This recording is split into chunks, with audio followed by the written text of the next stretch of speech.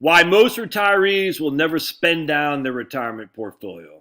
This is an oldie but goodie from my man Michael Kitces from kitces.com, Kitces. It's been a few years since we revisited this article because it comes from 2016, but the data set is still incredibly important because it's time immemorial, whatever that is.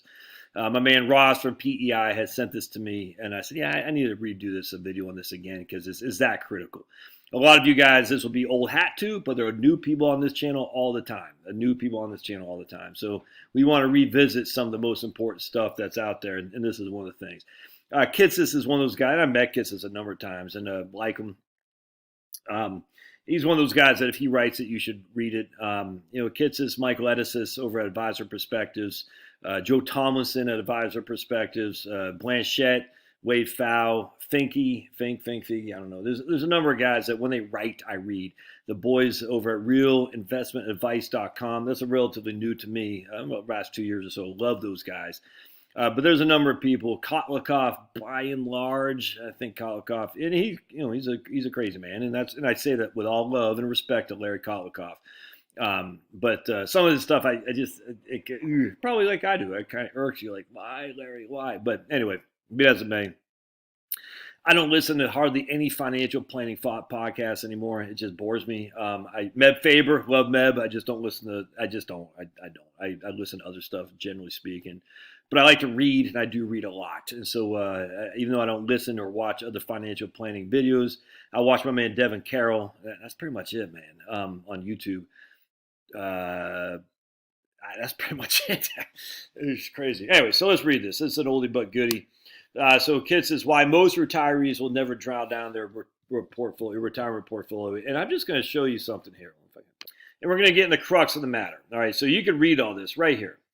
Retiree, so this is the rich people, and we got quintile. So we got the top quintile, the bottom, and I'm going to talk about this. This right here is everything.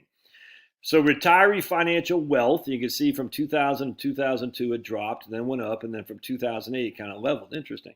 Retiree, the second quintile, it went up. It kind of on a trajectory, nice even trajectory. Oh, wait, it went up. Basically stayed the same.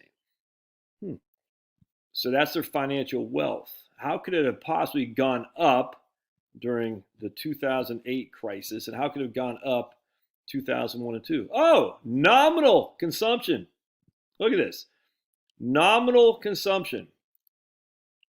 After the retirees, they first retire, they're spending like drunken sailors, but after 3 years of pretty significant downturns, they start saying, no, we're going to cut back. Markets start going up again. Markets go down, they cut back. That's for the wealthy. The second highest quintile, wealth quintile, right here, is right there, number 4.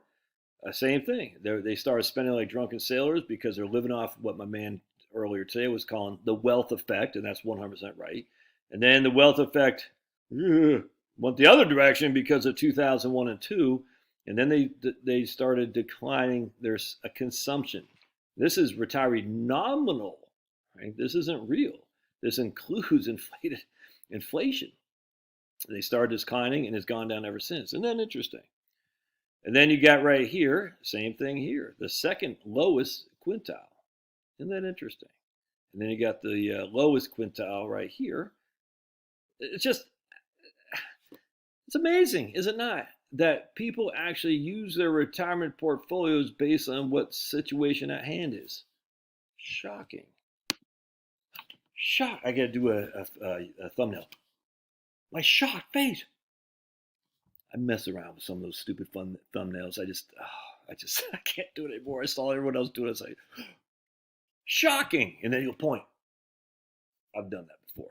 I admit to it. I was like, oh. Anyway, point being is common sense, my friends. When the markets start cratering, you start tightening the belt. Why do people not know this? It's insane. But instead we say, no, the 4% rule is contingent on your spending going up each and every year with inflation. Has nothing to do with the markets, has nothing to do with the way you feel, the way the economy is. Of course it does. Let me show you something else here.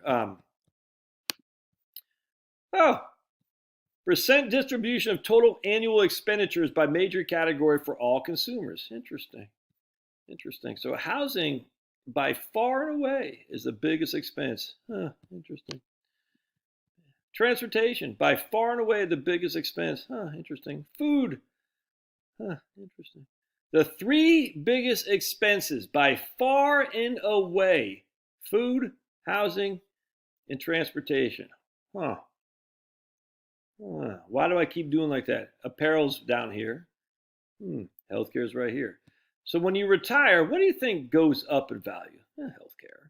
What do you think goes down in value? Transportation or expenditures. Transportation, housing, and food. And we're going to prove it down here. Check this out. This is nuts. 1 second.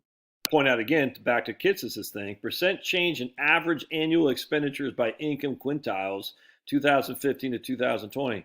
2019 to 20, people spent less. Interesting. This right here is the highest quintile. They spent 5.54% less. This right here is the fourth quintile. They spent a little bit more, but look at that. Less. Wonder why that could be. Why would they have spent less from 2019 to 2020? Because the economy was falling through the roof, through the floor. Check this out. Expenditures on housing. It's just home ownership rate. That's a weird graph for that. That's a weird graph for expenditures on housing. Man, anyway, check. Hold on a second. Let me just pause it. Food at home, food away from home. Generation X, that's me. Food at home, 66. Food away from home, 34. So we spend 2 of every 3 meals we food at home. Baby boom. 3/4 of every meal they eat from home. The older folks, basically 75%. See, isn't that interesting? So right here, soon to be retired, recent retires, and old folks. And I love you if you're following this category, old folks. I'm just using that for example. So Generation X, 2/3 of every meal is eaten at home. Baby boomers, 3/4 of every meals are eaten at home, and same thing here. So interesting. Millennials, well, I don't know, post-millennials, I don't even know what that is. And millennials, the younger folks, basically 2/3 to a little bit more than a half is eating at home. What do you think is more expensive, eating away from home or eating at home? Anyone want to take a guess? On top of that, remember, we're going to eat out more when we retire. Really? Are you? I hear that all the time. We're going to eat out more. Really? Do you think you will? No. So what happens here? Interesting. Percentage spent on apparel. Oh, this isn't by age. That's too bad. I was hoping it would be. By size of consumer units. Well, this is still pretty good, though. Spending apparel by size of consumer units. Charlotte and me. Just old Charlotte and me. 2019, we spent $1,700. 2020, we spent $1,300. When it's just retirees. You don't spend as much on clothes when you're empty nesters and retired. No, expenditures on healthcare. Look at this. So this is expenditure by age of reference people. So